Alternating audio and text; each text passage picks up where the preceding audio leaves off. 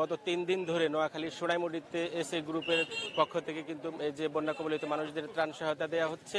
এখনো একটি ইউনিয়নে হাজার হাজার মানুষের মাঝে সেই খাদ্য সামগ্রী বিতরণ করছে। আমি যদি একটু আপনাকে দেখাতে চাই, একেবারে যে প্রধান সড়কে মানুষের যে দীর্ঘ লাইন, মানুষ দুর্বিষহ জীবনযাপন করছেন। তারা নারী পুরুষ থেকে শুরু করে সর্বশ্রেণীর প্রায় সব মানুষ সেই এই বসে লাইন ধরে সেই খাদ্য সহায়তা নিতে আসছেন। একেবারে আপনি জানেন যে নোয়াখালী সোনাইমুড়ির প্রত্যন্ত অঞ্চলে এখনো কিন্তু পানিবন্দী হাজার হাজার মানুষ, কারণ হচ্ছে নোয়াখালীতে স্থায়ী জলাবদ্ধতায় রূপ নিয়েছে। আমি যদি এখন এই স্থানীয় যে একজন ইউনিয়ন সাবেক চেয়ারম্যানের সাথে একটু কথা বলতে চাই, ইউনিয়ন স্থানীয় চেয়ারম্যান কুতুবুদ্দিন, তার কাছে আমরা একটু জানতে চাইবো যে সোনাইমুড়ির যে বন্যা দুর্গত মানুষদের এই যে গত সরকারের আমলে মানুষ এখানে কি সুযোগ সুবিধা পেয়েছে আর এখন কি অবস্থা। আমরা দেখছি যে এসএ গ্রুপের পক্ষ থেকে যে বন্যা কবলিত মানুষের মাঝে যে ত্রাণ সহায়তা নিয়ে আসছে, এই বিষয়ে আপনি কি বলবেন?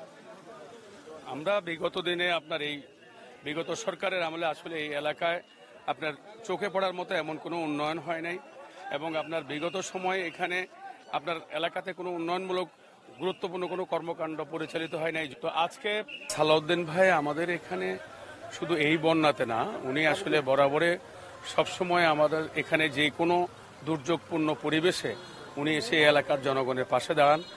উনি সবসময় যে কোনো বিপর্যয়ের সময় উনি পাশে এসে দাঁড়িয়েছেন। আমরা আসলে এলাকাবাসী ওনার কাছে কৃতজ্ঞ, এবং আমরা কোনো একটা রাজনৈতিক দল করে থাকলেও উনি কিন্তু সবসময়, আমি দেখেছি উনি সবসময় আমাদেরকে ডেকে আমাদের সহযোগিতা নিয়ে এলাকায় এই দুর্যোগ সময় সবসময় উনি ত্রাণ বা বিভিন্ন পুনর্বাসন প্রক্রিয়ার সঙ্গে উনি সম্পৃক্ত ছিলেন। আমরা এলাকাবাসী ওনাকে আন্তরিক ধন্যবাদ জানাই, অভিনন্দন জানাই। আমরা আশা করছি এবং আল্লাহর কাছে দোয়া করি আল্লাহ যাতে ওনাকে সুস্থ রাখেন।